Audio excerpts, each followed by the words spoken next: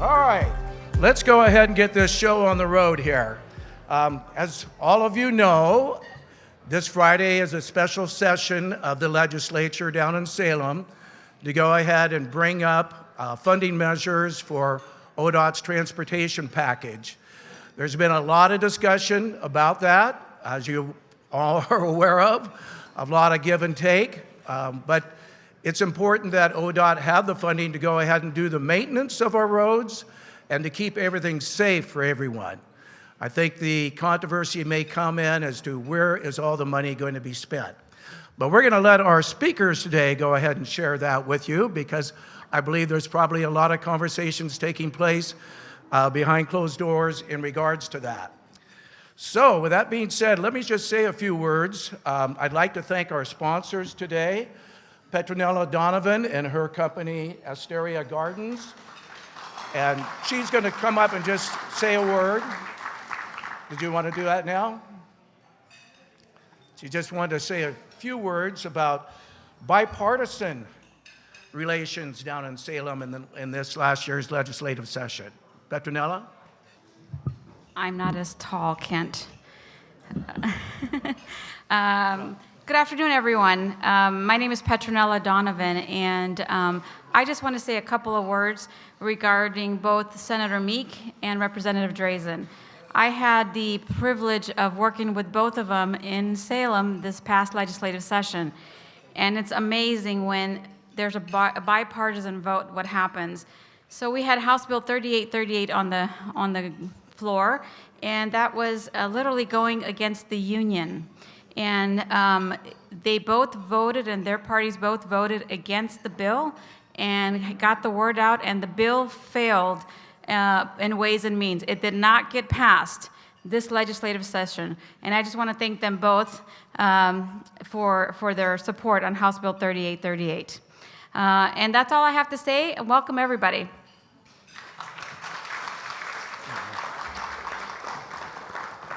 Well, you are a little shorter than I am.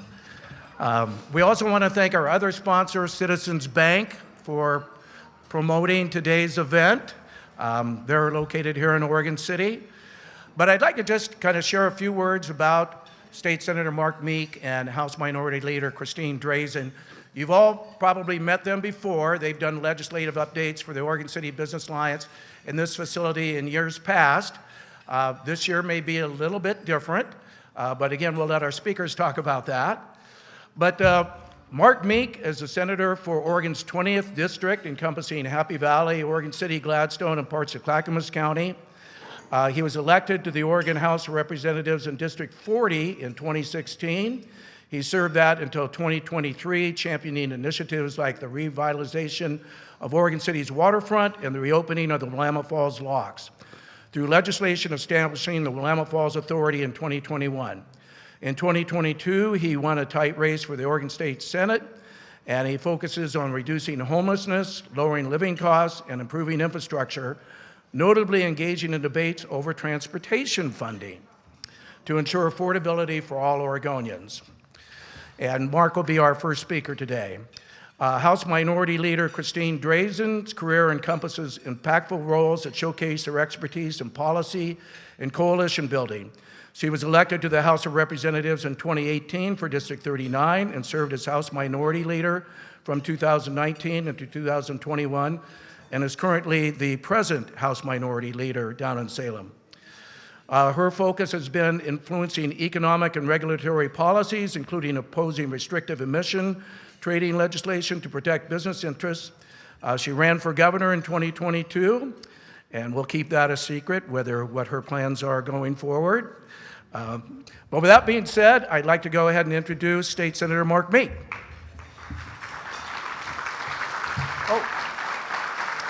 Before we get started, I do want to acknowledge our elected officials also. Slap my hands.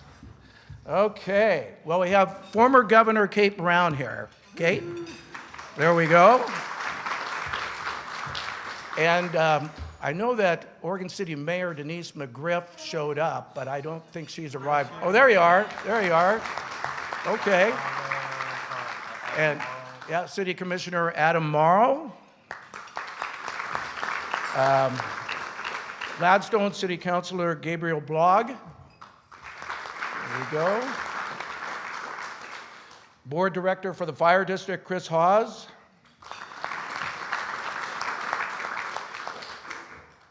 And of course you. County Treasurer, Brian Nava. Yeah.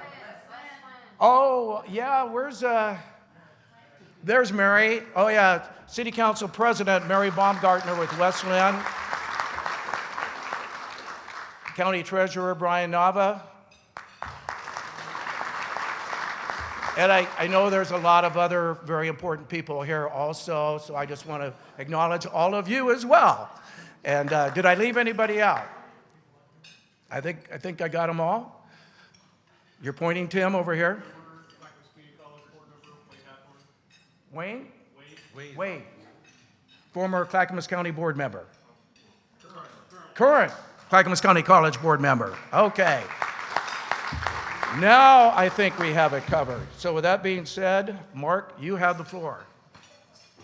Thank you so much, Kent, and good afternoon, everybody. It's so good to see you. And actually, after an amazing session with highlights and lowlights, I'm very honored to be able to come here and give you a little bit of a kind of a summary of what I experienced, what I worked on, what I was successful at working on, what I aspired to have accomplished to support small businesses and our communities, and also some of the things I was on defense for. So as you guys all know, I've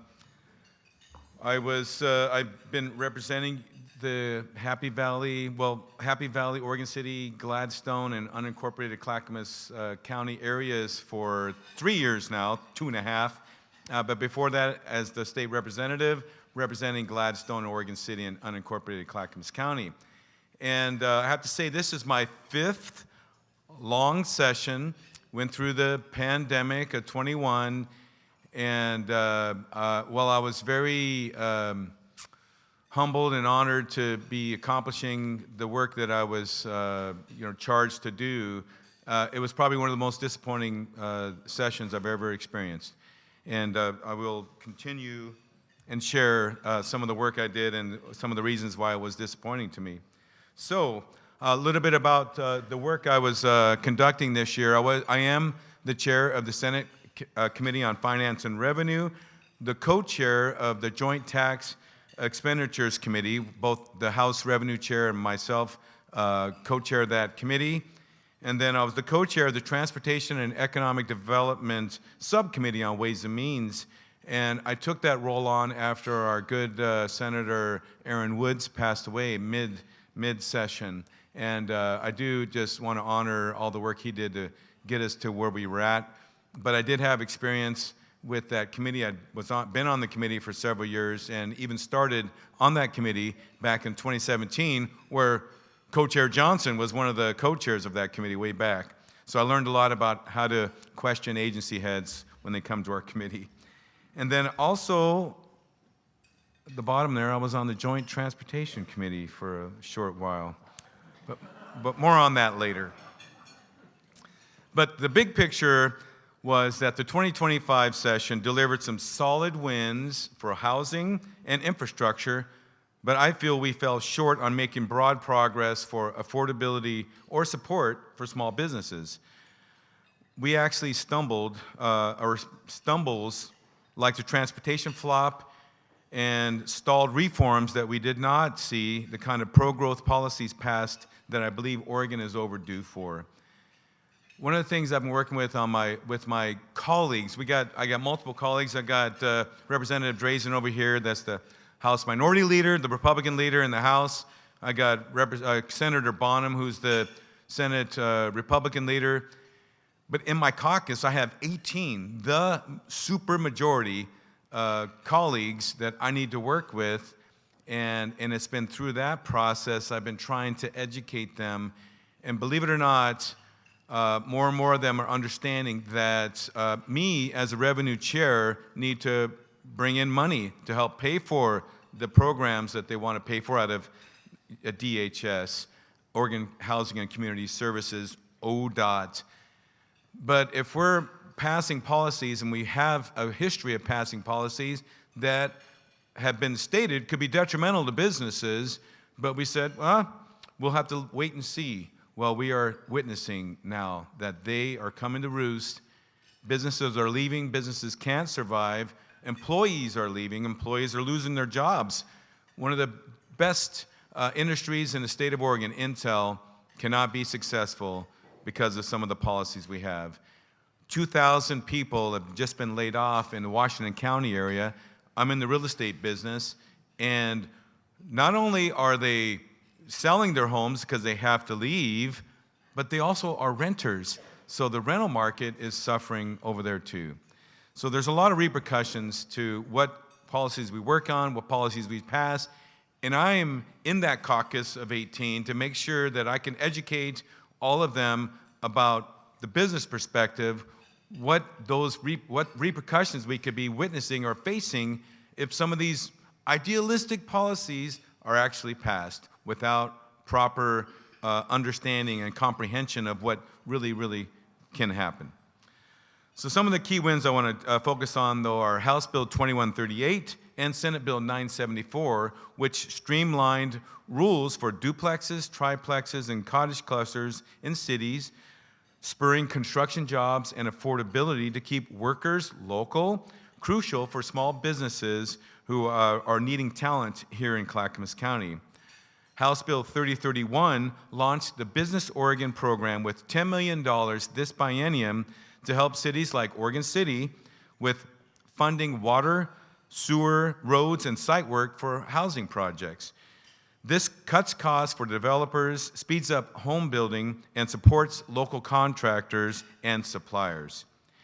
And then last would be House Bill 3746. I've been working on this for 8 years, which shortens the condo defects lawsuit timelines from 10 years to 7 years, with notice rules, cutting frivolous lawsuits, and encouraging small developers to build more homes.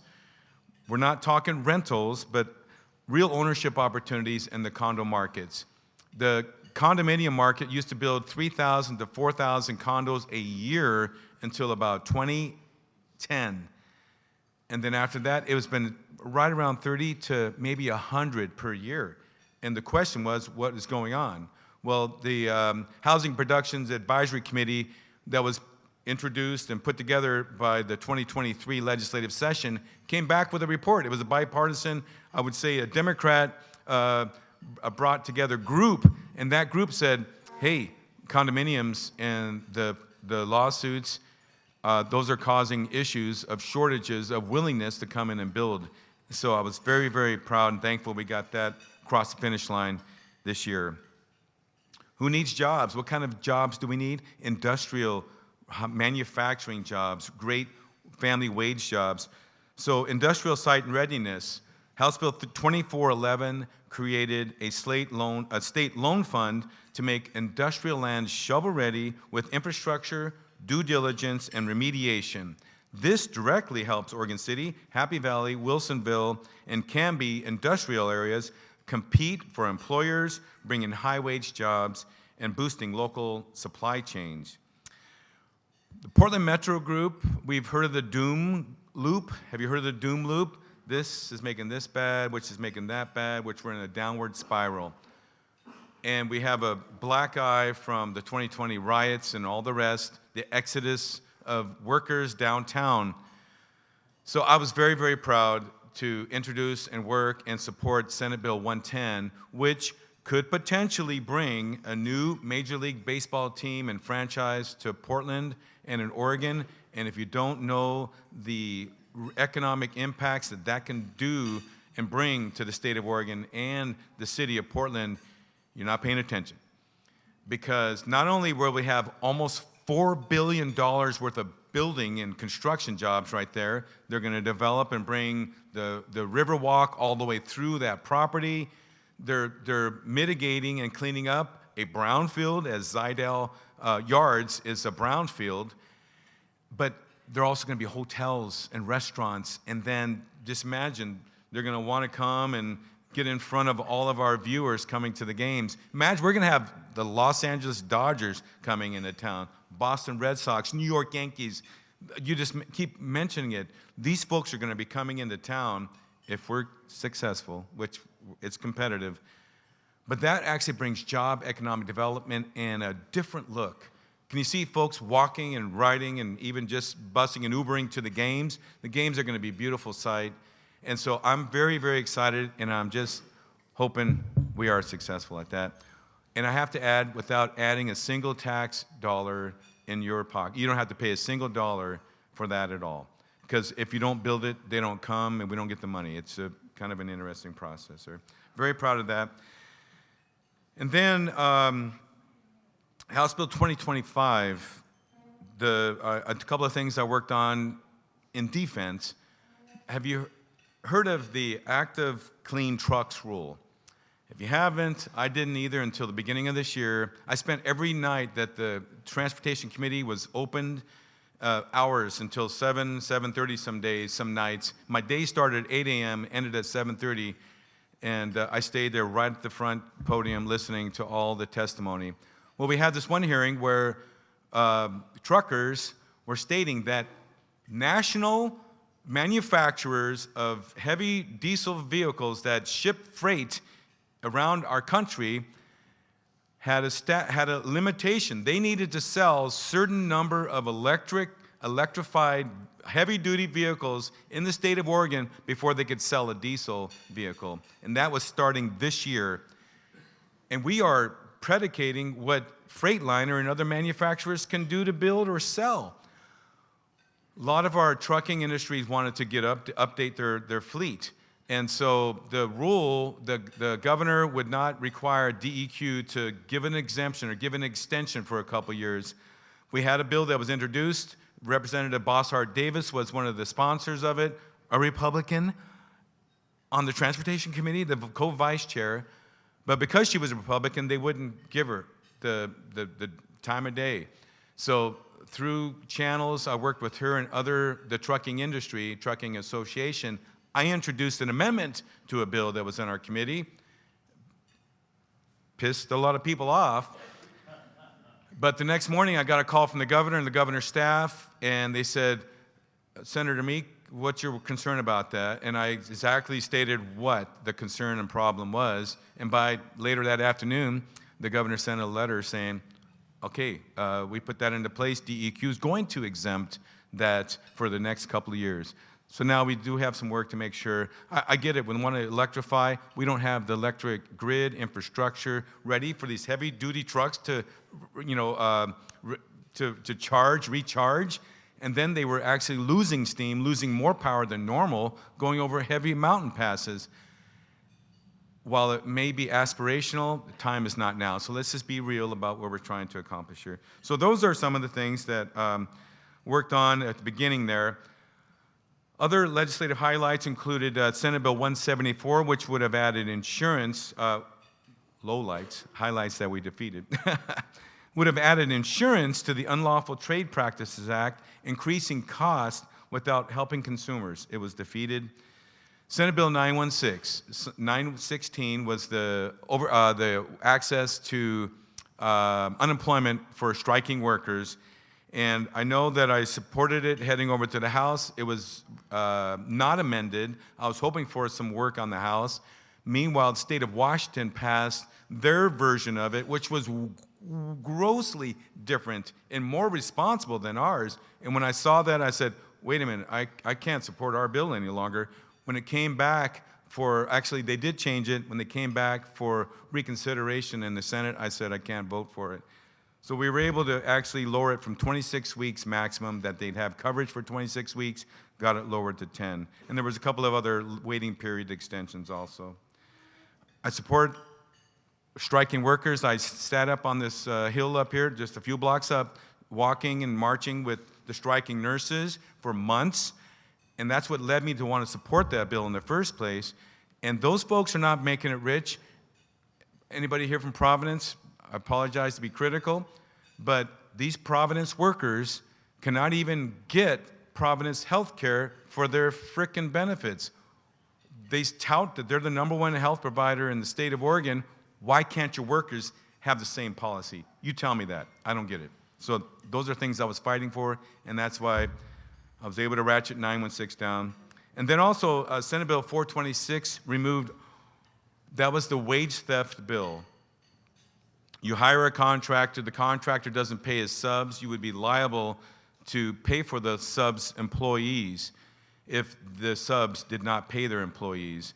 What we were trying to, our aspirational goal there is to make sure that if you're going to hire anybody, make sure that they are both responsible and that they are fair and that they pay their employees. Unfortunately, there's been a practice to hire, or I would say, immigrant workers, sheetrockers, drywallers, and carpenters for their semi-skilled labor. You won't get a plumber that can do it for that rate, and you're not going to get an electrician, but it's usually the labor type things, including painting. They would actually hire these workers and then not pay them. To me, that was something that could not and I would not allow to continue. So we just passed Senate Bill 426, but in addition, initially had homeowners included and also primary property owners. Those have been excluded. So a lot of work that I worked on there. How am I doing on time, Kent? I'm good? Where's Kent? Anyhow, slide 4. There we go. Love this.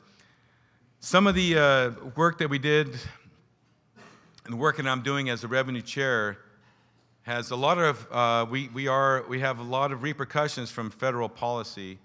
And so the federal House Resolution 1, I think it was, the big beautiful bill, actually cost us, it's going to cost us over $1 billion in revenue here in Oregon without changing a thing. And that's 451 million personal tax and 581 million corporate. And it cut over 15 billion from Medicaid, SNAP, and infrastructure. We will likely decouple, use reserves, and find new revenues while prioritizing business incentives to stay competitive. There was a bill that was passed out of the Senate, the House Revenue Committee, which was House Bill 2092, which would have disconnected from current policy, which means that we would not have given you your tax credit or tax benefit for overtime, for wage, for your tips. We would have decoupled from every aspect of the federal policy. But I disagreed and said, no, we need to stay with the system. We always connect to federal policy until we have a committee, we're in session to discuss as a caucus or as a body how we really want to respond. We didn't know what the big beautiful bill was going to be, and so we had to just leave it as is, leave it static. And then, as I mentioned, we're bringing in jobs for Major League Baseball with Senate Bill 110, and protecting the Oregon Health Plan. House Bill 2010 extended what they call the hospital provider tax that keeps Oregon health plans solvent. By us charging hospitals $7, they bring in 14 additional. And that was through, as you may already heard, the hospital provider assessment. Well, that was cut. That was cut in the big beautiful bill. So we're having to readjust. We're going to get some funding, but not the same, I think, level that they were bringing in. It was like 2 to 1. And so we have a lot of work to do to make sure that we can keep providing the services we're working on. One of the things I was disappointed with was, well, actually happy with here, the estate tax. Senate Bill 485 allowed more resource-based businesses to avoid big, unexpected estate taxes and keep their businesses within their family community. So they're family-owned businesses, you pass it on to your family, then you don't have to pay the estate tax on that as long as the family member that receives it as their beneficiary, remains in the business and continues the business moving forward. And then one of the things I was disappointed with, I was trying to raise right now, Oregon's estate tax is $1 million. If you die with more than $1 million of value in your estate, then you are taxed at a pretty high rate. We are the lowest level in the United States. The federal level is actually at $13.5 million. I was trying to raise it to $2 million at least, get a $2 million threshold, because most people that own a home in the city of Portland, and maybe now in our community, the average value is 800, 900, a million, 1.1, and they bought it for 200,000 40 years ago. So there was no added, value to them. And now we've always talked about passing on generational wealth. Now we're going to take a big bite out of that wealth instead of you being able to give it to your grandchild to maybe buy a house. I want more investment and more ability for families to reinvest their dollars than us taking a bite out of it. And I'm looking at different ways and streams in which to fund our programmings here in Oregon. And then, the fact that people couldn't understand this. We have great medical providers, including oncologists, that are bringing in and providing care to families struggling on the Oregon Health Plan on Medicaid that cannot afford to pay for any of that life-saving treatment on their own. Currently, the CAT tax, these folks, these providers are subject to, if they receive Medicaid payments, and even if you think about it, the Medicaid treatments, the cost for, if the treatment is $50,000 and they get $50,000 to be reimbursed to give that, they are taxed on that $50,000. And they have no way to offset that, to change that, to up, who are they going to charge? And so I was trying to get them exempt from that CAT tax, and I love teachers and educators, but the Oregon Education Association fought it tooth and nail, and I tried to explain that the same families that they're trying to educate are the ones suffering because their moms and dads, even kids, can't afford or even access great health care. It failed, and I feel that I beat my head on, against the wall for 3 years now trying to pass that. So I'm hopeful that I will have better opportunities and chances in the future, but those are some of the things that I've been working on this past couple years here. Very proud of some of the local funding we were able to secure this session, though. $6.5 million for design and construction of the Henrici Reservoir number 2 in Oregon City, $5 million for the new Happy Valley Recreation Center, $3.3 million for the Oak Lodge Water Services for infrastructure improvements and to reduce rate hikes, and then $1.5 million to the Clackamas County Children's Commission for Gladstone Head Start Center. Willamette Falls Trust in Tumwata Village. We got Governor Brown here, $45 million for the Willamette Falls Trust to purchase land on the Westland side, which had some stumbles, as you may have seen. The governor had threatened to veto it, made a few phone calls, and thank you, the governor called me. He says, "Can you make a call?" I'm like, absolutely. And so we were able to stave off that threat. And if you think about it, it's purchase of land, the investments, it's a great investment for our communities to be able to access for years to come. And then also we gave some money for Grand Ron for the development of Tumwata Village in the Oregon City south of downtown. Disappointment, Willamette Falls Locks, I tried to get and acquire $7 million to continue that project and restoration funding, and we fell short, so I'll have to continue that. Let me tell you about a case that makes me emotional. I'm running for office in 2022 in the Senate. In my run for a state representative, knocked on thousands and thousands of doors here in Oregon City, Gladstone, this whole region. So in the primary, I started walking in Happy Valley and Clackamas.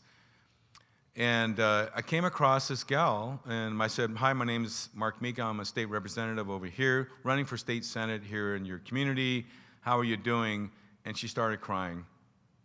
And I'm like, I didn't know what to do with that. And I usually want to give somebody a hug. What's going on?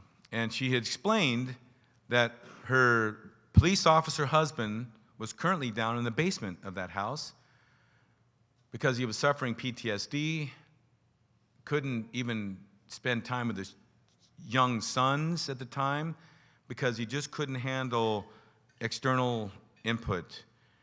And but she was crying because at the time she was almost going to lose their home because PERS had denied their claim for a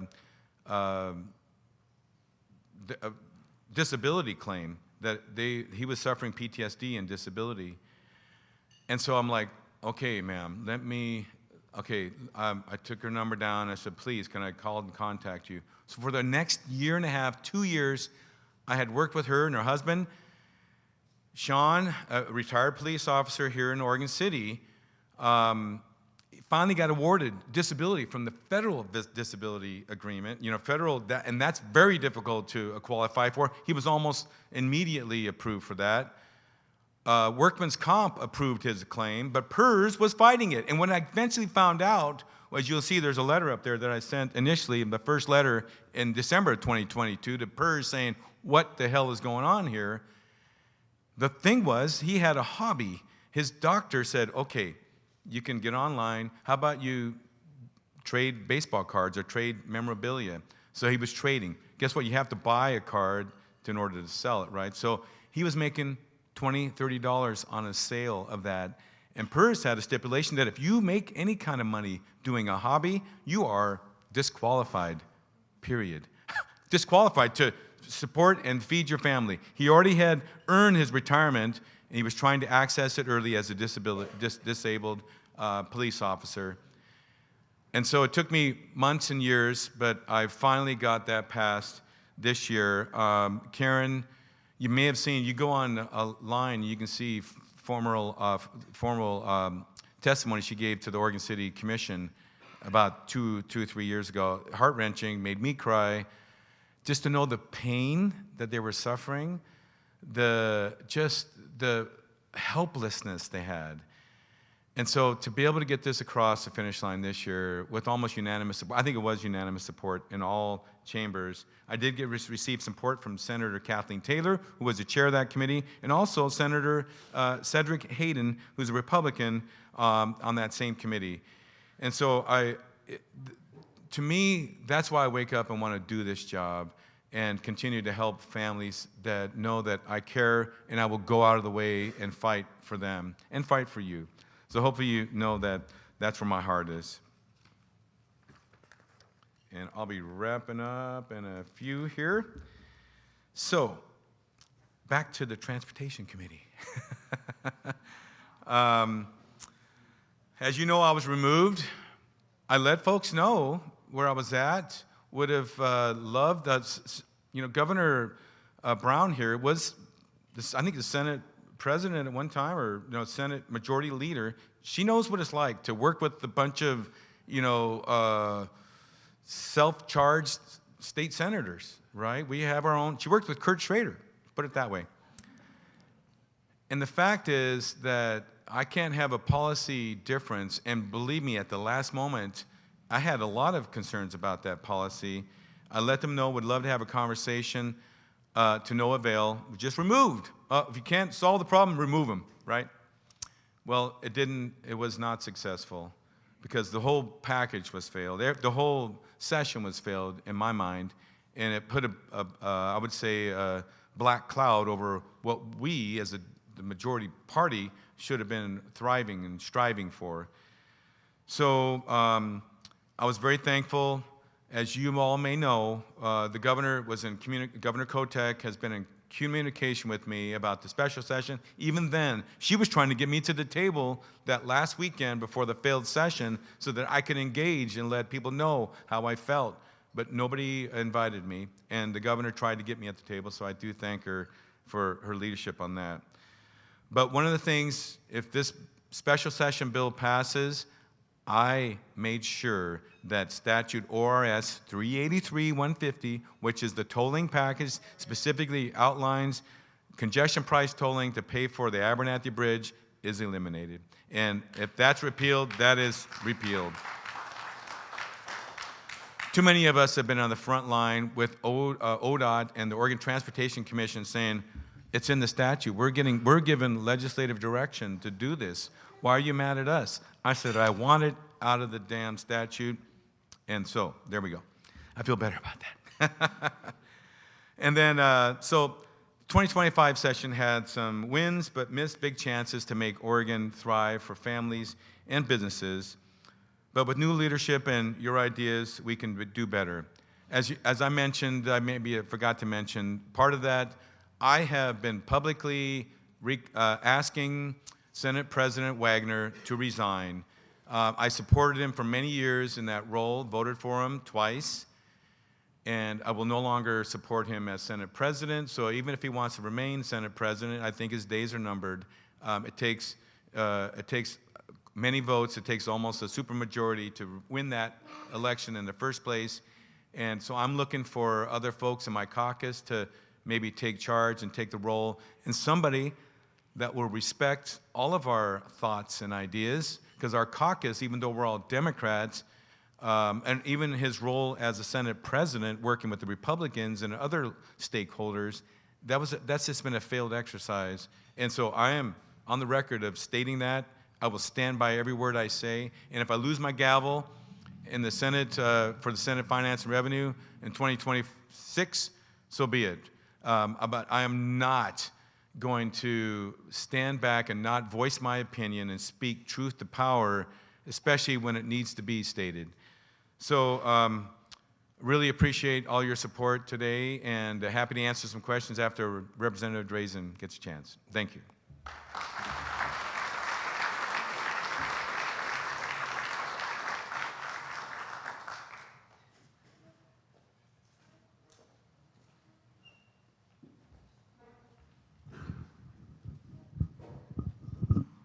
So it's cheating for me to have Mark do the PowerPoint first, because obviously I feel like you guys are all fully informed on the range of specific substantive matters before the legislative session. But that is not me, for anyone that's still running the PowerPoint. So thank you guys for having me here today. I'm Christine Drazan. I am the House Republican leader. It's a privilege to be here. And thank you, Senator Meek, for your leadership and work during this session. It's always a pleasure to work with Senator Meek. But I would say, as you can imagine, some of his highlights were lowlights for me. And some of his accomplishments were also accomplishments for us. So we have that opportunity to work across the aisle. But of course, there are some matters and some issues that we certainly diverge upon. So what I'd like to do today, rather than go over the ground that has been well-tilled, is to instead kind of give my perspective on the overarching issues from this last session from my perspective, the House and the Republican side of the aisle, which, as you can imagine, might feel like it's going to be a little different. So we started off this legislative session with a joint conversation among all the leaders in the House on what our goals were for session. And you would be amazed and surprised if you were in the room. So we agreed. We all agreed. It is managing cost of living. We need to address affordability in our state. It is addressing the homelessness crisis. We have got to get people the help they need to get off our streets. It is addressing our schools and the challenges we face when it comes to having schools that are among the lowest performing in the nation. Like, you can go down this list of things that Oregonians, if you're just hanging out and talking to family members, you love this place, you love your neighborhood, you love the quirky local restaurants, the amazing coffee shops, you love hitting the mountain, you love being on the river. All these things are a part of what we love so much about our state. But regardless of party, we all recognize we face challenges. And this should be encouraging to all of us that sometimes feel frustrated about politics. Both sides of the aisle understand and agree, for the most part, on what these challenges are that we face. And it's not going to surprise you, though, that we do diverge on how to address them. And that is where session begins to get spicy. Is that when I looked at this legislative session, we went from that first day of having this shared press conference today, where we agreed that we really needed to address accountability with our agencies, that the legislature needed to stand up and do its job to ensure that these agencies are actually complying with Oregon law, that there's not overreach when the agencies come in and they begin rulemaking. We all agreed on all these things. But as you go into the legislative session, what happens is that the voices at the table become less and less about the presence of the public and more about the presence of special interests and lobbyists. And that's when things really, really get hard to stay together. Because the priorities stop being such a focus on how can we provide better government, and it begins to be a focus on how can I satisfy the concerns and the expectations of an ally. And when you have supermajority control in our state, which we do here in the state of Oregon, so like, think Texas, but on the other side of the aisle, that's Oregon. That's where we are in our home state. And as a person in the minority in Oregon, I can tell you that that doesn't always lead to the best public policies. And so it's part of what I really appreciate about Senator Meek and working with him in this role is that he has been a member that has chosen his issues and has stood up and has pushed back against his own party. When you have single party control everywhere you look, to really make a difference, that has to happen. When you talk about the advanced clean trucks rule, which would have decimated access to tow trucks in the state, RVs, like you name it, we are talking about an extraordinary impact on public safety and the economy of our state. In my caucus, I happen to have a caucus member, Representative Shelley Bosshart Davis, that is our preeminent public policy expert on trucking. She owns a trucking company. And she was saying forever, we have got to delay these rules. There is no product out there that people can buy to actually comply with these rules. You're just going to shut down this industry. And she wasn't heard, and she wasn't heard, and she wasn't heard. And it took Democrats being willing to link arms with her from the party that is in control to get that done, to apply the pressure that was necessary. Because on the minority side, our ability to really affect that outcome requires that we operate in concert with our colleagues across the aisle. People talk to me all the time and they ask this basic question, are you going to be bipartisan? Are you willing to work with the Democrats? And here's a reality when you're in the minority. I'm there to get stuff done. I'm there to serve my community. It is impossible to do that if I am not a capable and competent communicator of the essential nature of what my community needs. It's simple math. You have to get the majority, and I don't have it. So if I want to get anything done, I got to be the most bipartisan person in the room. And it also means that sometimes you got to just dig your heels in and say, I have to fight this fight because I don't have partners on the other side of the aisle that are willing to fight with me.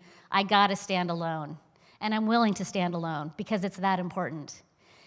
So if we're talking about the overarching themes of this session, I would say there were a few. We went in recognizing that affordability was such a critical issue. And at the end of the session, as you saw, we had the largest tax increase in Oregon's history be the final issue that the gavel was finally dropped on at the end of session. So we had abandoned our commitment to standing up for affordability in the state. We had union voices, public unions, that were the defining beneficiaries of the greatest successes of session. And okay, union workers are great. Like, we need good, strong workers on the public sector, on the private sector. That's fine. But we're first in the nation to do a whole bunch of things that are precedent-setting in all the wrong ways. And so when we're talking about providing unemployment insurance benefits to people that are picketing, you're incentivizing picketing. We're talking about unions that actually have the ability to provide for folks when they're on strike. Strike funds are very common, and if you're a public school teacher or you're striking, you're part of that sector, all of those contracts have always included back pay. It's never happened that teachers have gone on strike and not have back pay paid. So now we're adding to that access to unemployment insurance during that period, when our standards for unemployment insurance, as you all know, are to be out actively looking for work. So there's a lot of things about this that make it very, very difficult to look at some of the things that were advanced in this legislative session and say that they kind of met the test for reasonable and common sense. But on the other side of that, we had very real opportunities to work together, and I'm incredibly grateful for our response on wildfire. We had good investment that we jointly put in together to ensure that we now have a dedicated revenue stream to provide for mitigation for potential wildfire. We continue to have opportunities to work together. We repealed the wildfire map. It was a bumpy road to get there, but for those that don't know, a few years ago, I voted for this bill. It was Governor Brown's Senate Bill 762, and at the time, the legislation had features of it that I wholly supported. It provided for more investment in fighting fires. It allowed us to be able to pre-position equipment that was needed. It did a whole bunch of stuff that needed to happen, given the nature of wildfire in Oregon. But at the same time, it had this one feature that I came to regret. And when asked about it, I would say, that's the bill I wish I hadn't voted for. No offense, Governor. Because it included this mapping of the whole state. That lot by lot, across the entire state, they'd established a model, a very, very fancy model, which was intended to tell us how exposed each individual lot across the state was to wildfire hazard. And so you have people in certain parts of our state that were hot spots that now their home, if you look on Zillow, you can see it, their home was indicated as extreme wildfire risk. And that's snowballed. Now we know insurance companies already do their own mapping. Insurance companies already know what your property is like. But we actually had to pass a law to say insurance companies couldn't use this map to jack rates and drop people from their insurance coverage because of how their lot was identified. It was extraordinarily problematic for families. That it also included requirements that families couldn't afford for how they upgrade their homes and how their homes had, what their siding looked like, all kinds of changes to these properties. Now I get it. They're in an actual wildfire urban interface. There's higher responsibility there because there is greater risk. The question is, does the state mandate that? Or is there an approach that we can take that's education-based? Is there some version of working with our neighbors and the members in our community that allows for us to be better prepared for fire without creating the kind of cost and, frankly, fear that people had across our state for what that wildfire map meant to their ability to sell their home, to their ability to continue to live in these communities? And so we, in a bipartisan fashion, repealed that map this year, and I'm grateful for that. I also had the opportunity this year to work with a community that was experiencing some really negative effects from what they call harm reduction. Now, for those that don't know, harm reduction is provided by public health through nonprofits. And it used to be that harm reduction was a response to the spread of HIV/AIDS. And so it would be needle exchanges, think needle exchanges. Harm reduction has now become providing drug paraphernalia to people that are actively using on the streets. And in some areas and in some states, harm reduction might also include what they call safe places for people to use. We don't have that in Oregon, but we have everything else. So there are these communities that have reached out to me and said, my own legislator won't work with me, won't be responsive.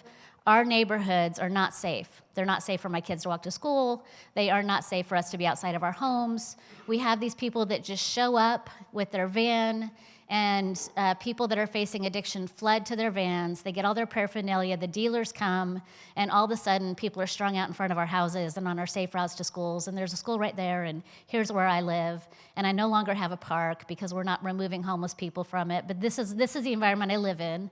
And my own party, I would have people say, I was born out of the womb a progressive, and my own party isn't talking to me about this. And so I had the opportunity to, as they say, elevate that issue and work with a community that's outside my district for an issue of statewide concern, which is to try to get people that are providing services to people that are facing addiction to be responsive to the impacts they're having in these communities locally. You can't just come in and fly in and drop all this paraphernalia and fly out and leave just disaster behind you. And so the opportunity to work with them means that I now get the opportunity to have a work group, which everybody loves a good work group, and try to pull together public health and local leaders and these community leaders and say, how can we communicate better?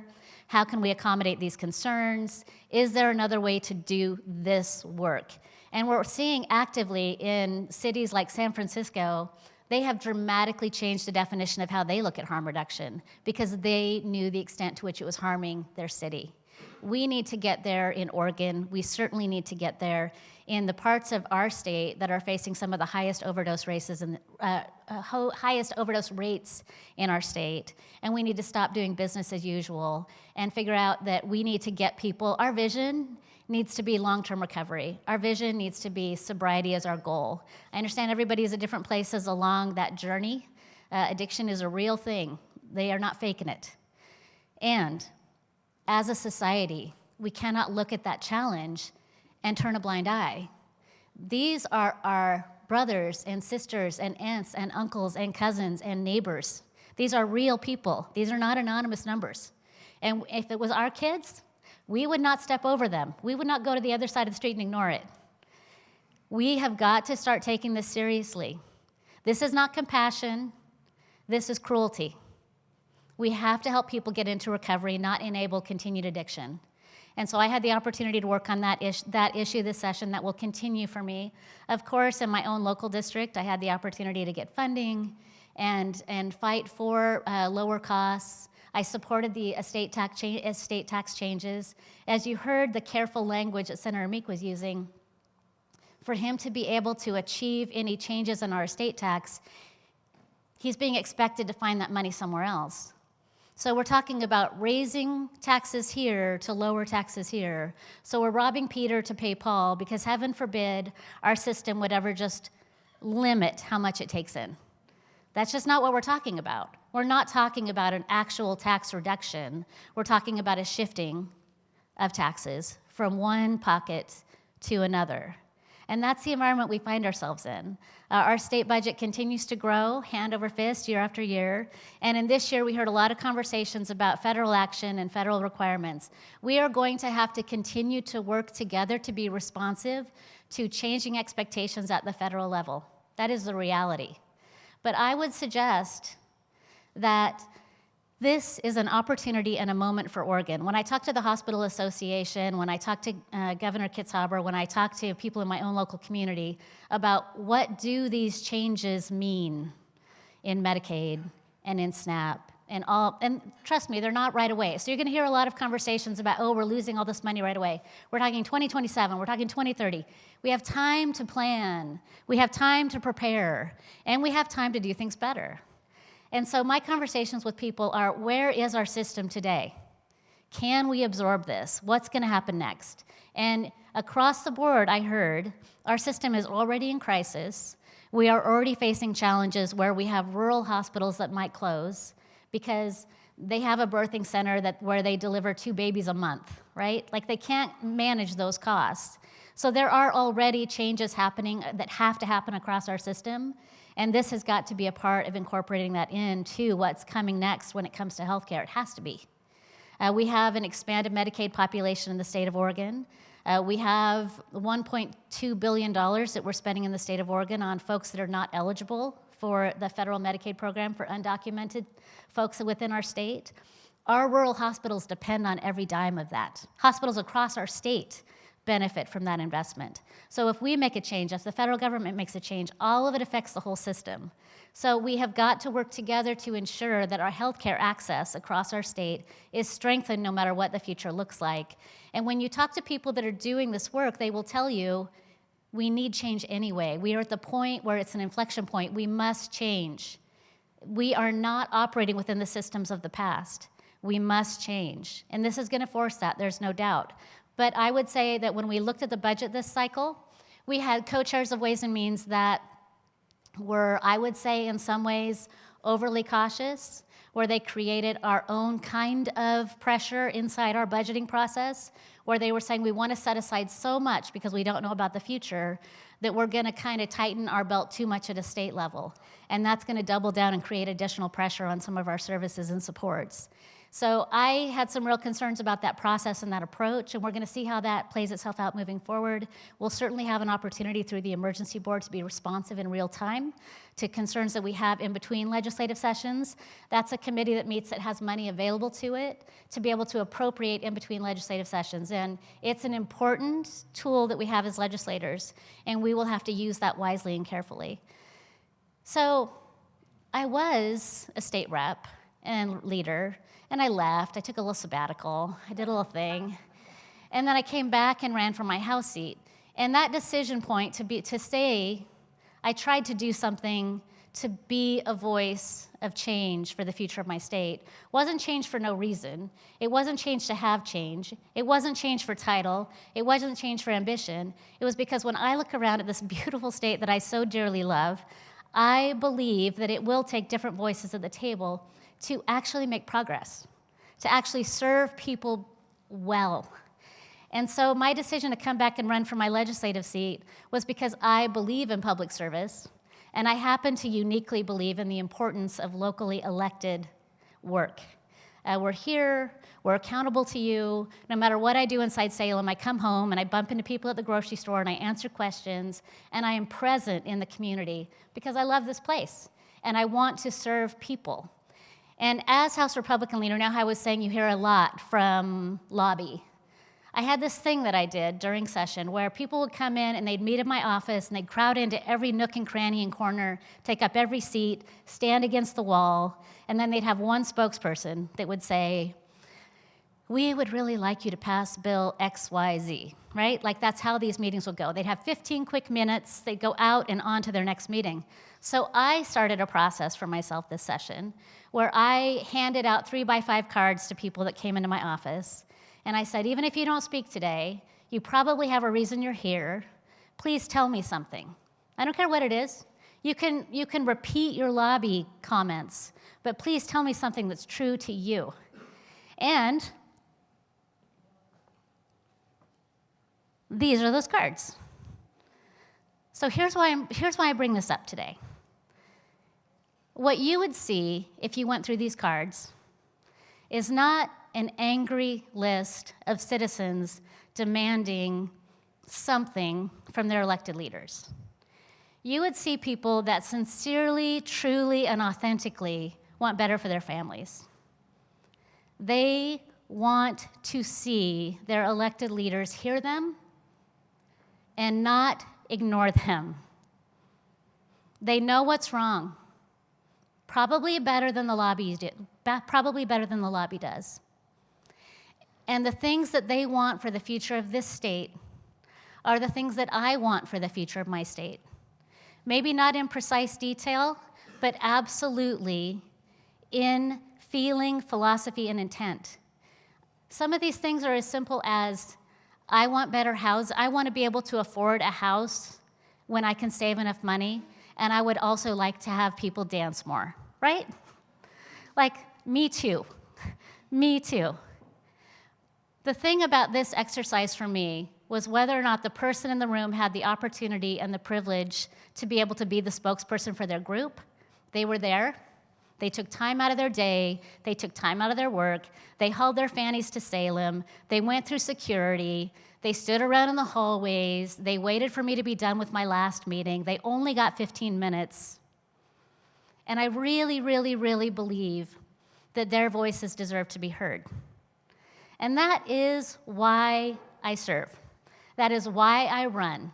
That is why I continue, regardless of partisan sniping, regardless of what people might say about federal politics, local politics, whatever's in the paper, whatever's on Facebook. It's because I believe that the people that are sitting silently in that room and silently in their homes right now, that are not even here today in this setting, they deserve to be served. They deserve to be heard. And we cannot just have one philosophical approach dominate that conversation, or there will be thousands and thousands and thousands of people that are not well served by our work. And they deserve better. You deserve better. I believe we all do. So it's a privilege to be the Republican leader, but more than that, it is a privilege to be a part of serving the great state of Oregon. So thank you guys for having me today.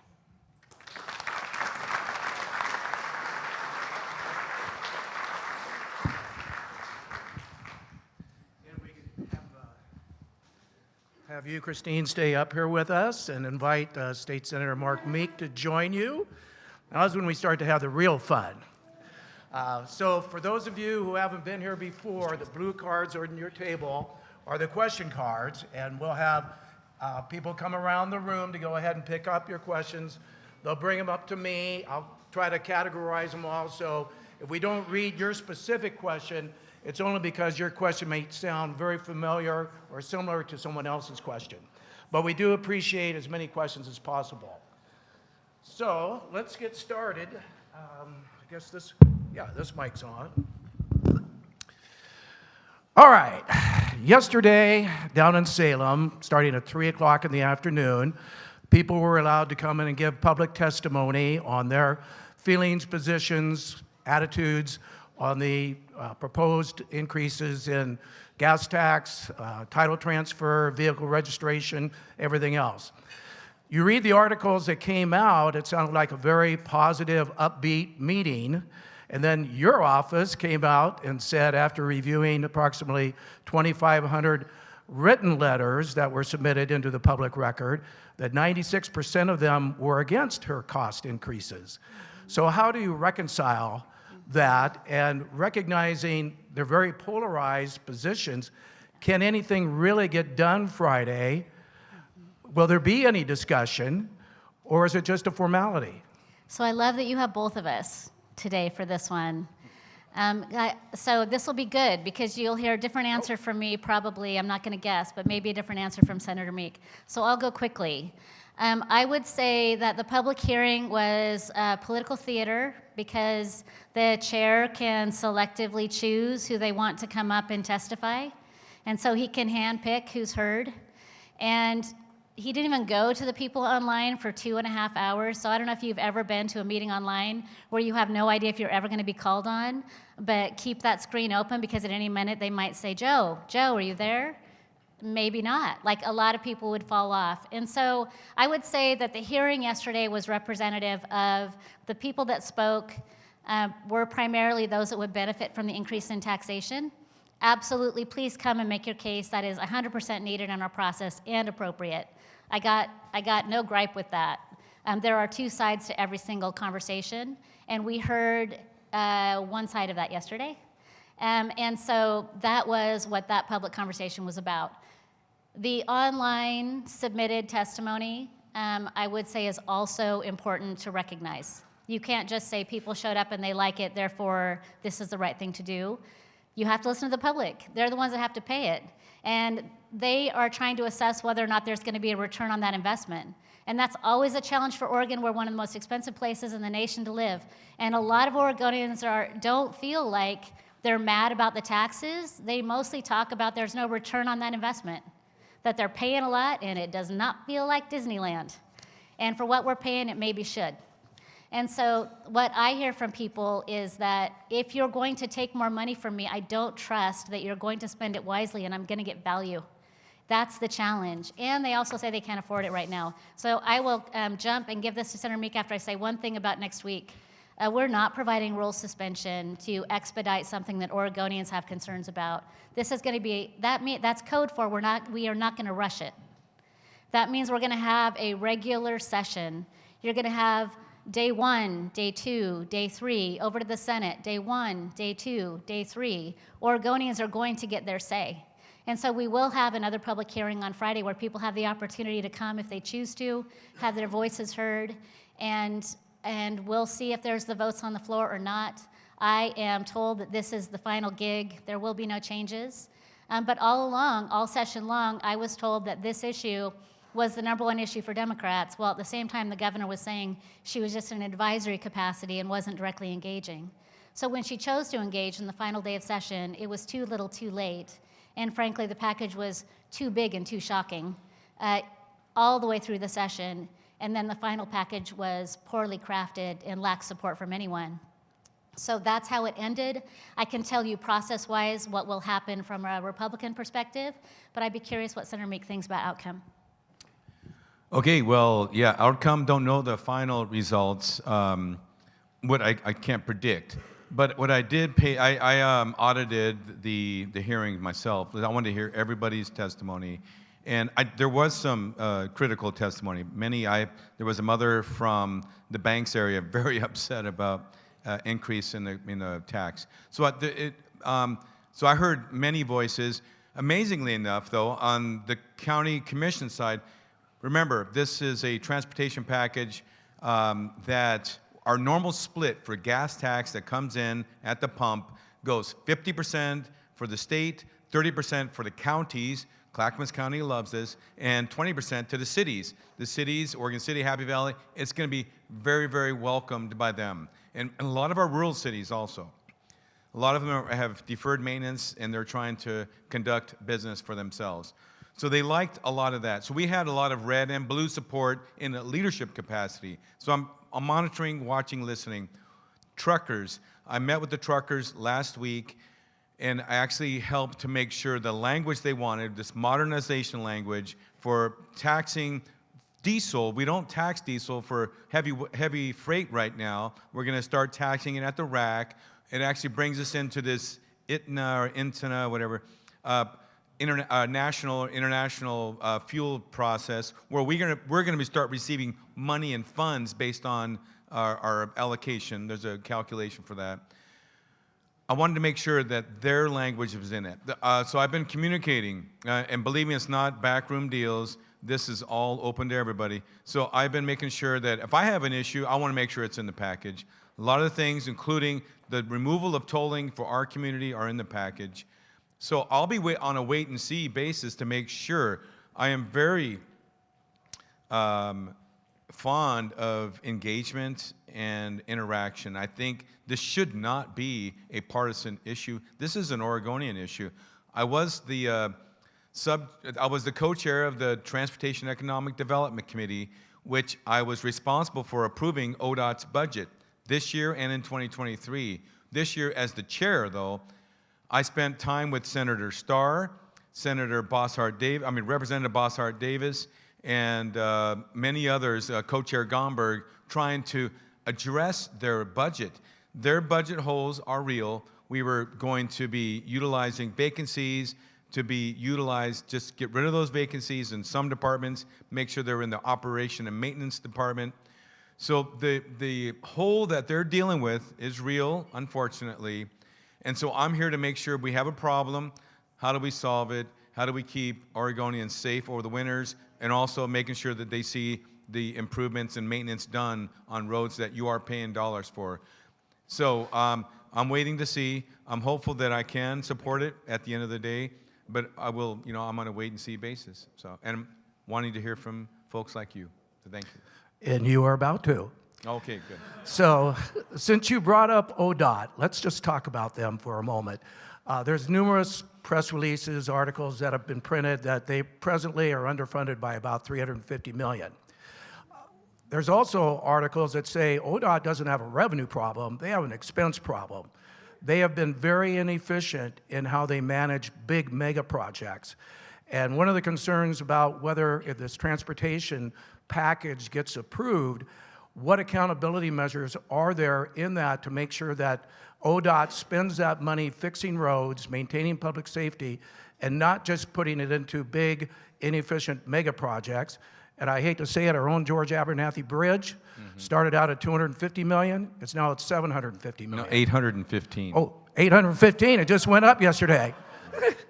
So one of our attendees has a question here. Labor is one of ODOT's biggest construction project costs. Do you support cutting or limiting prevailing wage rates and benefits? Well, when we're talking about prevailing wage rates, please remember that those ODOT workers are employees. They do not bid on contracts. So when we're talking about prevailing wage, it has nothing to do with the ODOT workers I'm trying to support.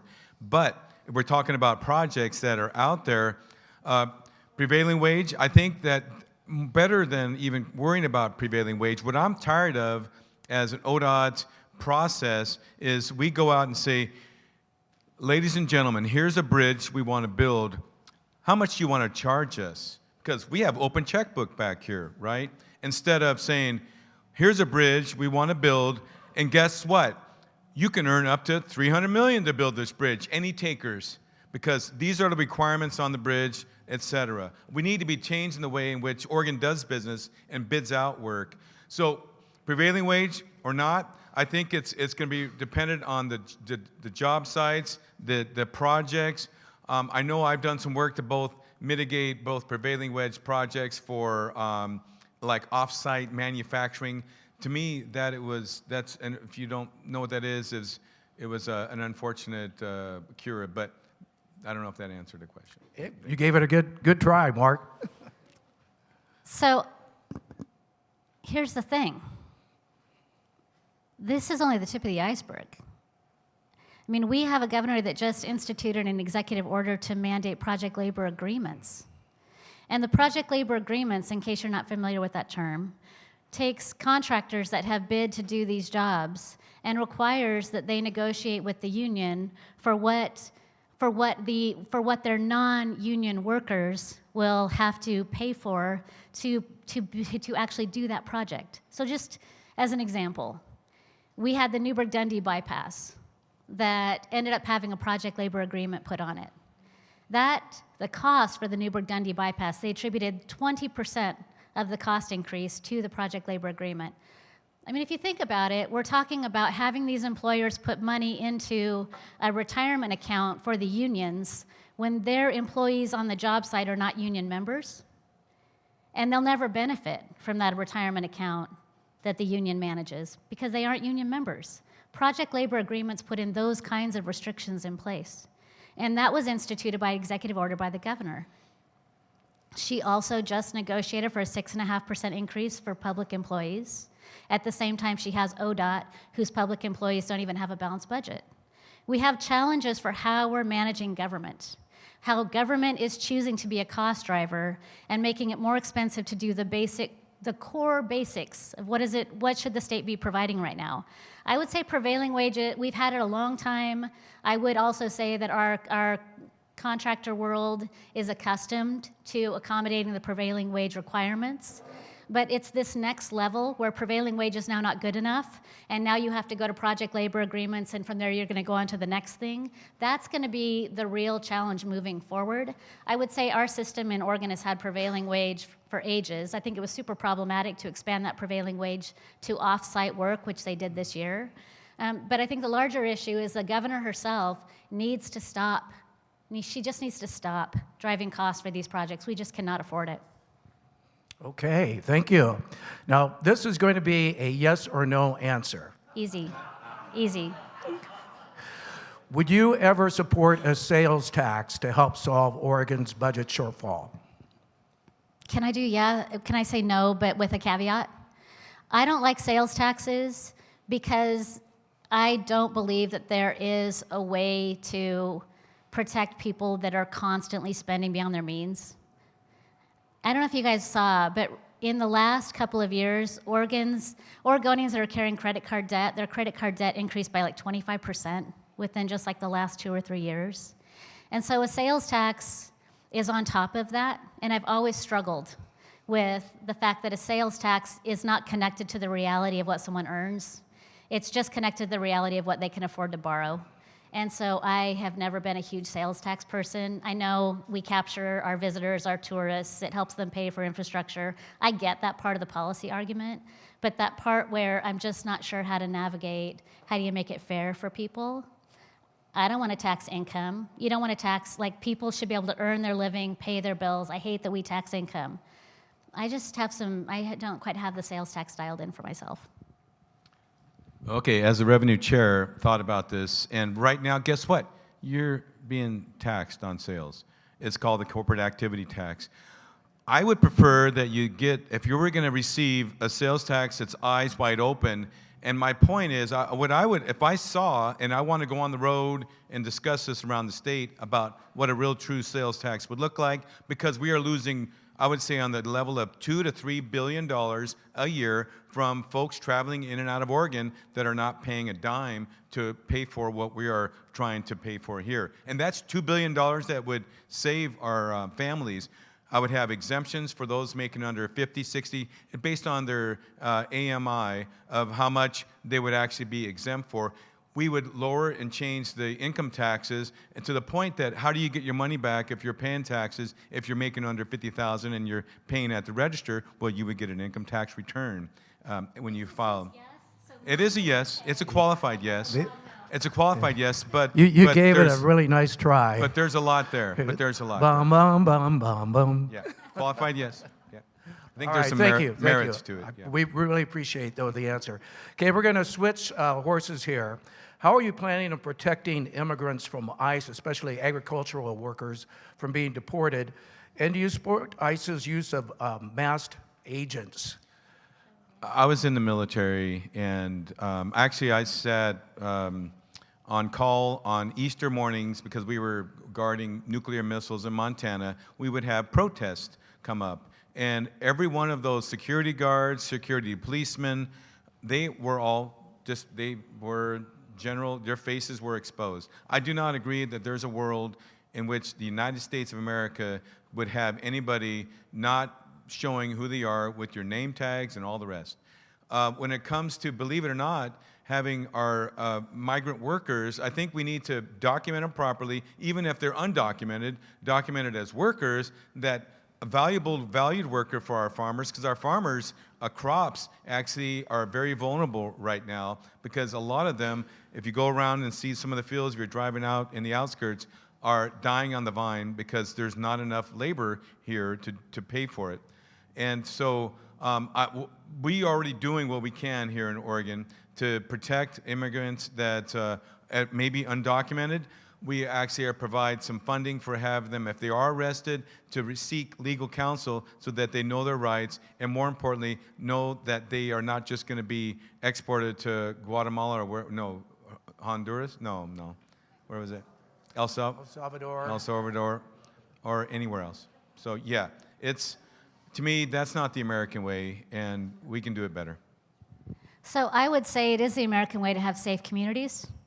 And if the people being removed from our country have been convicted of a crime, they need to be removed from our country. They have been convicted of a crime. They should not remain.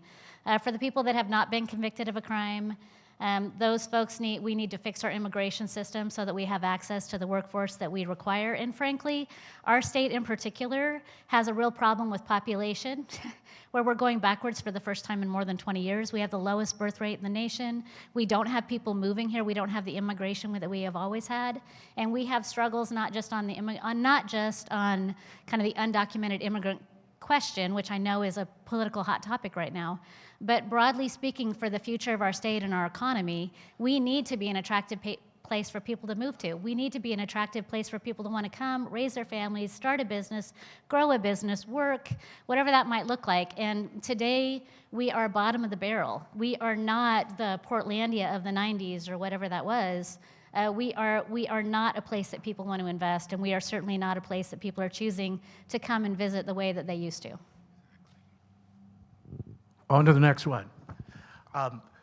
As you know, Governor Kotek is a strong supporter of increasing housing production. She set an ambitious goal last year of 36,000 new home units annually, which is far and beyond what we have done in decades. However, she is getting legislation approved. You mentioned House Bill 2138 that deals with middle housing as infill, duplexes, triplexes, quads on every single family detached lot in the metro area. The question is, cities have been the low-hanging fruit in the governor's push to build housing. The cities are not at the table, however. We do not control the cost of production on our own land. Many of these new laws are onerous. They take away our ability to implement the laws that support and protect the livability of those neighborhoods, which cities expect. What are you going to do to make sure we are all at the table to make the policies work for everyone? Thank you, Kent. That's a great question, and I've thought about this because been in the legislature when all these policies, the single-family lot is gone, and it's all. And I think part of the solution is, and I've been working with the mayor of Happy Valley, Mayor McGriff here, is you need the sovereignty and autonomy as a city to grow and plan. And in the city of Portland, it really worked because they have lots and communities that are 50, 60, 70 years old, and they have infill lots that can be greatly developed and built. Maybe part of our way we can adjust that is that if a community is 20, 25 years or older, where you have a chance to see how it's developed, it's actually developed the way it was intended, R5, 10, whatever, and then those those multi-clusters, duplexes and all the rest can be added on later as an infill lot because it's left vacant for 20 years, then I think that's the way in which to help to allow for more housing when you need it. But more so, I think we want to have families be able to build and develop homes where they want to raise their families. And I want inclusivity. I'd rather see inclusionary planning instead of inclusionary zoning, which planning, instead of just having 40 R5 lots, you have 30 R5 lots in that 40-unit subdivision. How about some townhomes? How about some condos? How about some apartments? So that you get a mix of people that can live there, but you know where it's going to be and how it's going to be there. I think that what's been missing with these statewide policies is local voice, is respect for the nature of a community and a place. I think we need to restore this concept of placemaking, where we want communities to actually fully embody the values and the culture of the people that live there. We don't have that when we have a top-down approach where we have a generic housing goal and everybody is going to now do X, Y, and Z. I personally think absolutely we need to have housing that people can afford to purchase. But the challenge that we have right now is the kind of housing that's being mandated is not necessarily the housing that people want to buy. It's not, I mean, I don't know very many people that are like, gosh, when I grow up, if I could just own a duplex. I really want to raise my kids in a duplex or a triplex. I mean, there's nothing wrong with that, but I don't think most people articulate that as their personal dream. And a lot of people might have the kind of community where they see the plus side of that, where it's walkable. And the grocery store is just, within a quarter mile away, and there's a reason that they've chosen to live there. But I do think that assuming that that is the future of our state isn't responsive to local values, isn't responsive to local voice and local needs. So I would say that what's missing right now across the board in these housing conversations are the people who are living in these communities, the leaders of those communities, our city councils and our mayors are the ones right now that are just having to accept what the state is handing them, and they're being given fewer and fewer tools to be able to be responsive to what their own local communities actually want. And I think that's a big problem. I don't think that we can be in pursuit of a number and leave behind the impacts on our state. I think it's going to dramatically change how it feels to live in a lot of our communities 10 years down the road. I hope that these communities that have been built and developed age well. I hope that that we move forward and we feel like, these are our brownstones of Oregon and we love them and they're precious to us and dear and we're proud of this new development that's happening. But it's possible that we won't be, and that there might be a tinge of regret for how we've approached density. So I think it's incredibly important that we include local leaders in these conversations. Okay, thank you, thank you. So I know it's 1 o'clock, and for those of you that need to leave, feel free to go ahead and get up, but I do want to try to get through a couple more questions, if that's all right with you two. Of course. Okay, thank you. We have elected representatives here from Oregon City and West Linn. They're both, well, and that's true. But these municipalities approach the implementation and adoption of urban renewal in different approaches. Oregon City does urban renewal by a vote of the people. West Linn does urban renewal without a vote of the people.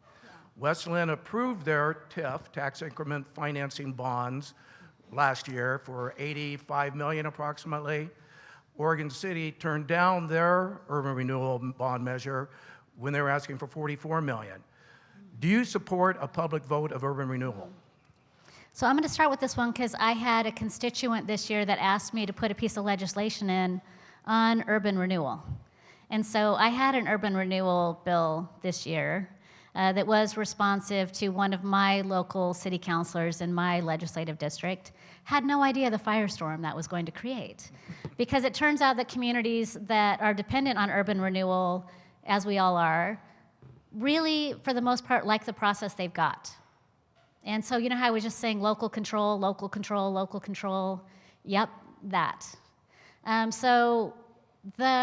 think that what matters when it comes to urban renewal is the process that you have, that it reflects the expectations of the community you represent.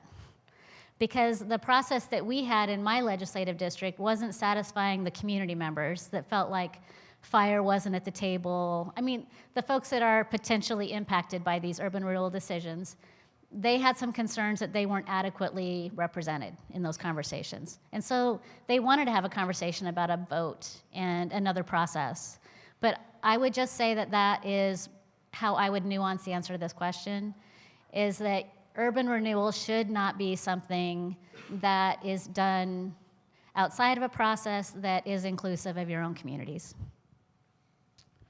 And thank you so much, because urban renewal is important. I worked with Seth several years ago trying to get a project developed just a few blocks north of here at the landfill. And I think we do things in the legislature that we call omnibus, and it's something that everybody loves is in that bill, so you have to actually, if something you love is in that bill, you better vote for it, or otherwise it's going to die.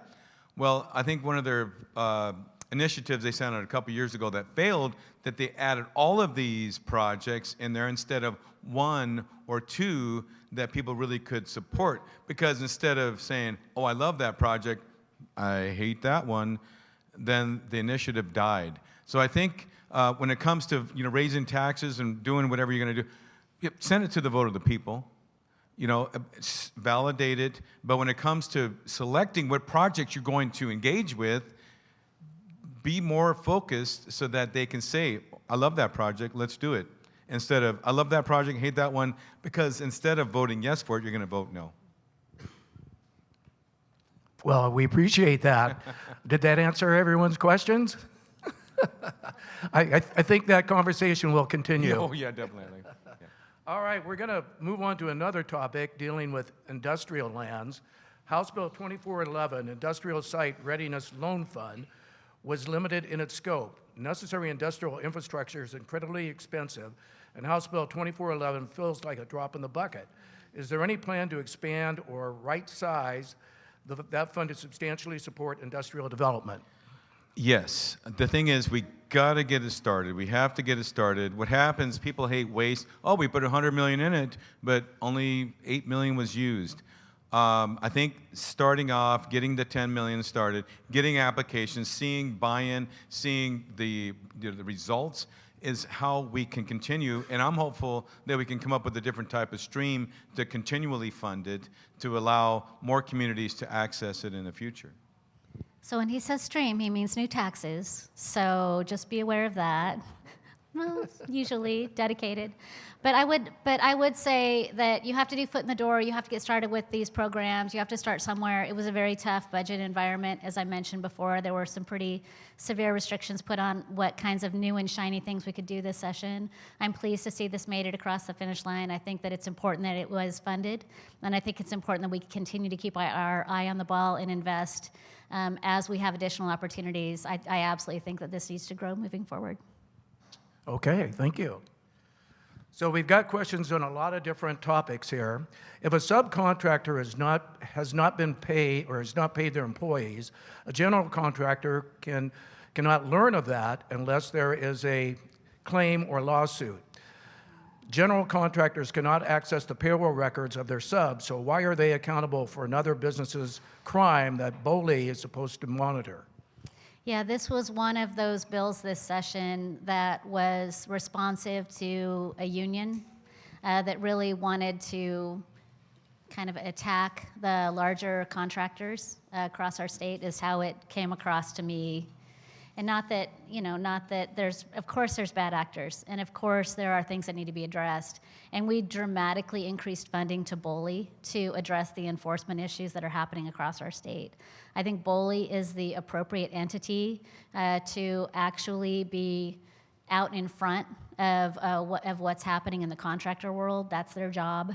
And we really increased enforcement at BOLI, and I think that's appropriate. I voted no on this bill. It's absolutely horrific, the stories that they tell about the workers that are being abused in this system. That has to be addressed. It's very real. But this felt a little bit like it was a political response to a real-world question. And instead of addressing it directly, through enforcement and law enforcement, they were addressing it in a political way and sort of attacking their political opponents, is how this felt inside the process. So I voted no on this bill. Yes, and I voted yes after many hours of looking through and communicating and basically, I would say, amending the bill. But I also witnessed, I went on a job site, the prevailing wage job site downtown, and these immigrant workers were not able to access their pay, access care, and they're subs. So they're actually employed by the sub. And there's a predatory practice that's called a labor broker. I'd love to really attack that as the root problem, but initially this is the way to try to set a standard, set responsibility. As a general, you need to do your due diligence, and so I've been getting feedback from stakeholders, contractors, subs, and all the rest to make sure that we have BOLI be responsive and make sure that employees have a chance or an ability to file a notice of claim to BOLI, and if the general does their due diligence, goes to BOLI or goes to Better Business Bureau, whoever, to see have they had complaints, are they a predatory, sub, then that if the general goes and does their due diligence and homework, then they could be off the table if after the fact this labor broker, this sub, kind of skirts them. But the other thing is, as the co-chair of the Transportation Economic Development, I'm the one that was responsible for BOLI's budget, and I fought tooth and nail to get them that additional funding. So I'm glad that we were able to do that. But I would rather have BOLI be the final arbiter and actually make their wages whole. We have a wage benefit fund that employees can access. If they lose their wages, they can access that. Then we go after the sub to repay it. Okay, great. Another topic. A big part of the state jurisdictional allocations is via a variety of grants, which means excessive grant administrative costs for the state and the local agencies. Do you support cost cutting by simplifying the allocation process and make it more efficient? All state grants? I don't know what the main topic was. Jurisdictional allocation is done via a variety of grants. So if this is a choose your own adventure, I'm going to use education as my example of this. Our schools have to chase grants all the time. The administrative burden on our education system to be able to get the funding that they need to serve the students inside their classrooms is pretty extraordinary. And so you'll have someone that's a school counselor that's also the grant applicant and the grant administrator. And it's just a weighty burden, just as one example on our schools for how they need to chase state-level grants through the Department of Education for money that is sitting there and intended for our students. Instead of putting it through the state school fund and ensuring that it goes equitably across our entire state, they parse off a whole bunch of it and set it aside for the Department of Education to administer grants. And I think it would be more efficient if we really streamlined and really looked at our grant-making process. And there was legislation this year. It was a part of the governor's bill around education accountability. Not surprisingly, there were things in that bill that I deeply opposed. This portion of it, to streamline grants for our schools, was incredibly important, and I was pleased to see it included. And so, but when we're talking about the grant process for local jurisdictions, I would say that grants across our state are incredibly cumbersome, and they can absolutely be improved and must be improved. And we've got to figure out a way to get that done. No, thank you. And this is actually a great question. I'm on the board of directors for Northwest Family Services, and they have to employ a grant writer to actually be successful of winning these bids. They need the money to provide the services that they're providing, but they actually have to be competitive and they have to jump through all the hoops. So I would rather see a streamlined process for all grant, access. The grants are great because they're not a loan. You don't have to repay them, and they're very valuable for fulfilling your mission. And we just need to know that you're legit and that you're going to be, accountable for whatever you're going to be utilizing those dollars for and all the rest. But we don't need all the bells and whistles to qualify. Okay, we're kind of winding up here. One policy change that would help many small businesses without raising taxes would be to address the recreation liability issue. Any chance of that happening?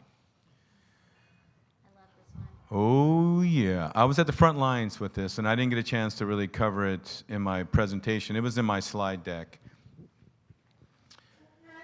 Recreational activities in the state of Oregon are very vulnerable right now. Unfortunately, the state of Oregon does not recognize your waiver liability. You go in to go skiing, go whitewater rafting, go on a guided ship, fishing tour.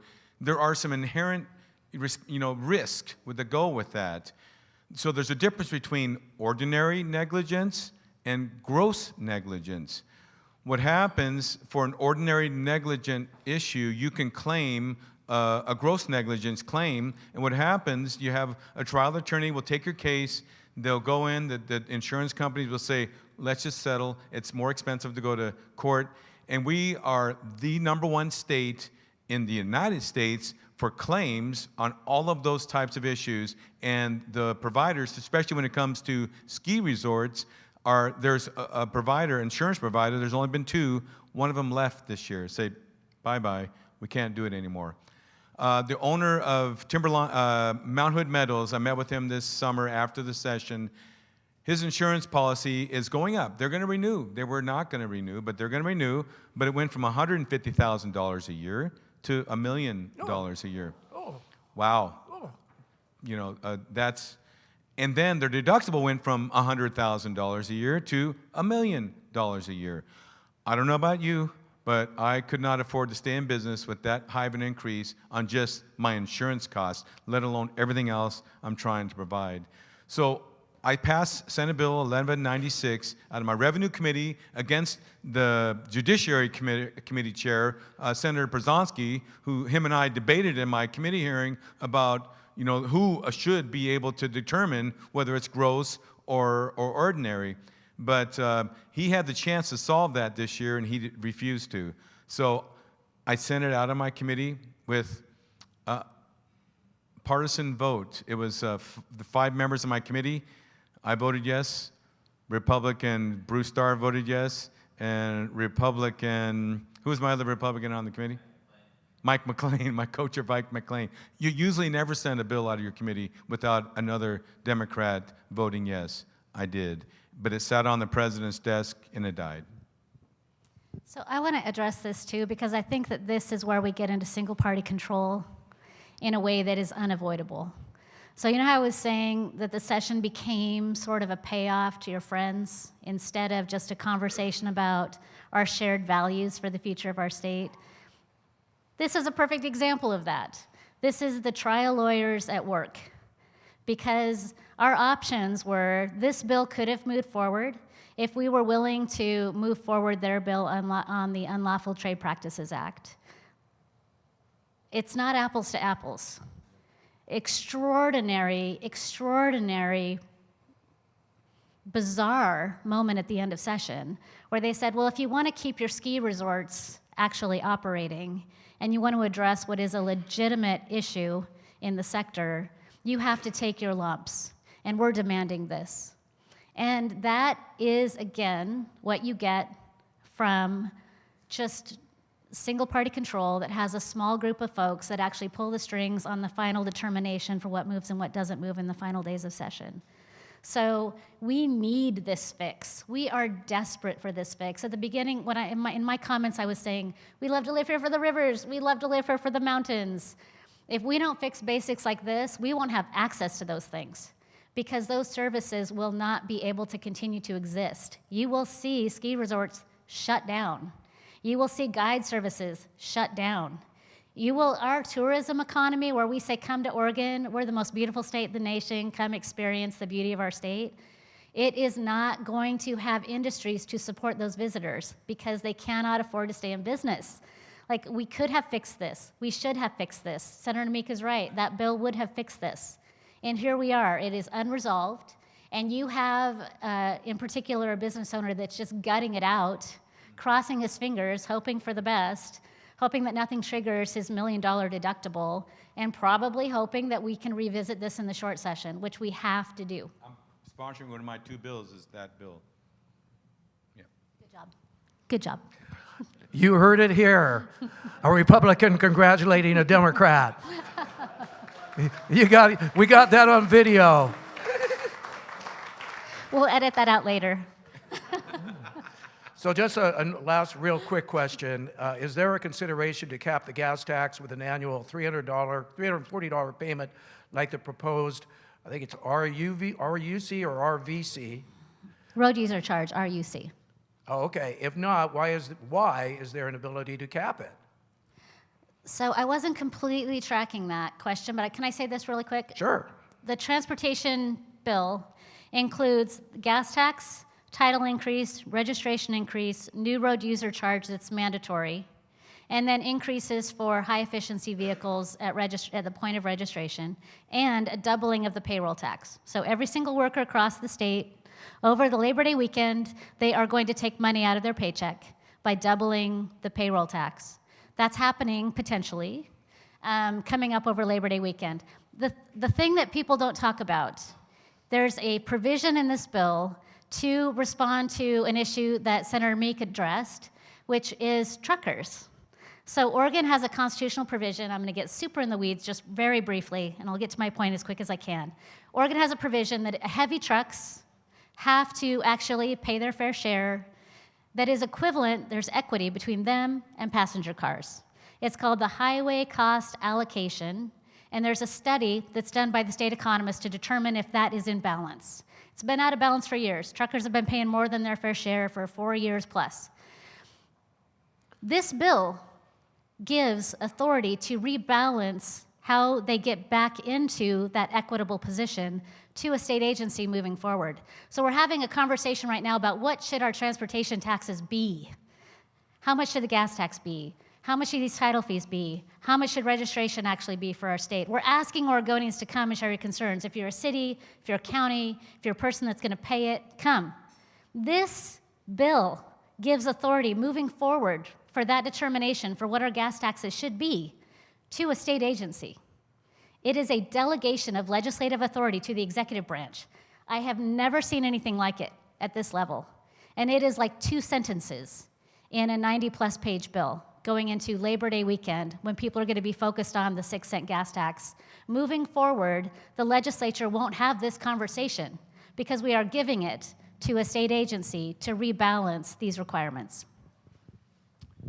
Yes, and actually I see that in a different way. And if it comes down to rulemaking, what I see it is the truckers have paid to the tune of almost $500 million more than their share. That's the amount spent on roads and maintenance based on how much damage they've caused and how much light vehicles have caused. What I see that is not that DAS can raise your taxes, but that they can lower the other party's tax. So if the weight mile tax, if the heavy freight vehicles are paying too much, then they can lower it. I don't know of any state agency that can raise taxes. So, but that's what I would want to see in rule. I want to see that in rule too. But the reason I bring it up is because the opinion that we have is that they are not limited in only lowering. And the opinion is very clear that the governor's office has determined that this is a narrow enough delegation of legislative authority that they will be allowed to adjust as they need. And so I think that's the flag. I have thought in the past, that's fine, send that to rulemaking. You know how I just said I hated that I voted for Senate Bill 762? We were going to send to rulemaking the definition for the wildland-urban interface. Worst decision I ever made. Do not let this state agency make these major decisions for you. And so this has been a point of constitutional question in the governor's office, in the Republican office, in the speaker's office, to determine whether or not they have this authority. If they were only lowering the taxing obligation, it would not be a question because we would not be delegating our authority to raise taxes. It wouldn't even be an issue. The fact that it's an issue shows that the agency recognizes that they also intend to raise taxes. Yep, and I want to make sure it's not the truth, yeah. Just when you said a compliment to him, I think he took it back. Not at all. No, we're both on the same page. Oh, We okay, just want to good. make sure that it is the devil's in the details, that we don't delegate it to them. I do not want a state agency raising taxes. And the reason I want to be specific, if one is out of balance, lower the other one, because what it does, it makes the legislature move. They actually have to take action unless they want them to lower it, then because that will lower the revenue coming in and it will make the legislature have to really be responsible. So we'll come back in 2 years and we'll see who was right. Yeah. Okay, so now I want you to use your imagination. If that microphone was a magic wand, what is the one priority that you would want to see addressed and solved in the next year's short session?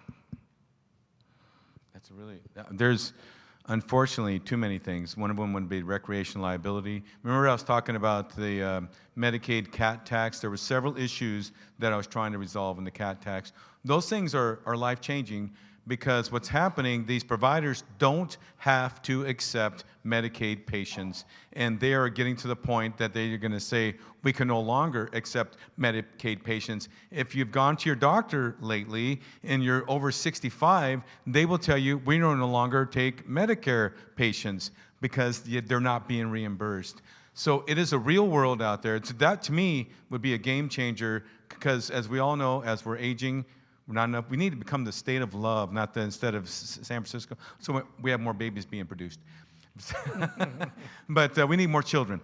But what we're actually an aging state, and we're going to have more families needing to access health care. And so I want to make, that would be something that I think could be a big solution.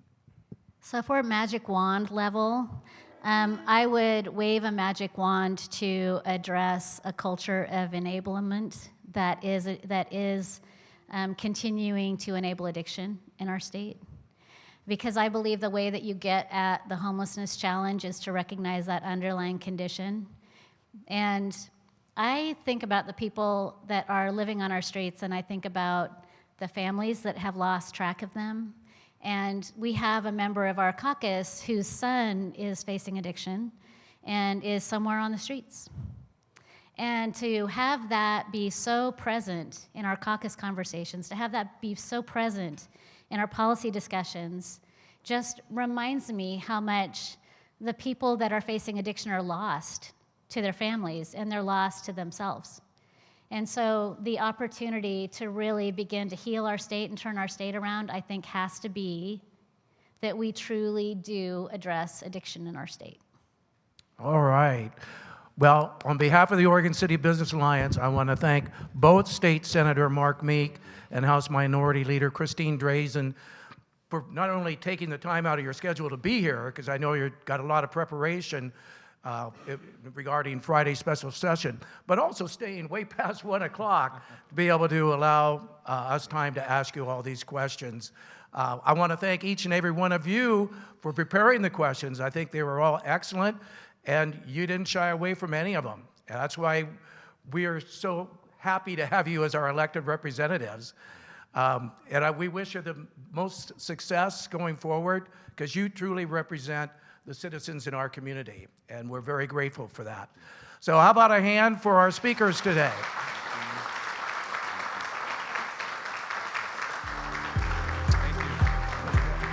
And while we're clapping, how about a hand for the Abernathy Center for our Greek buffet today? Something very special and unique. So next month, we're going to get an update from Water Environment Services on water resiliency. Again, it'll be a panel.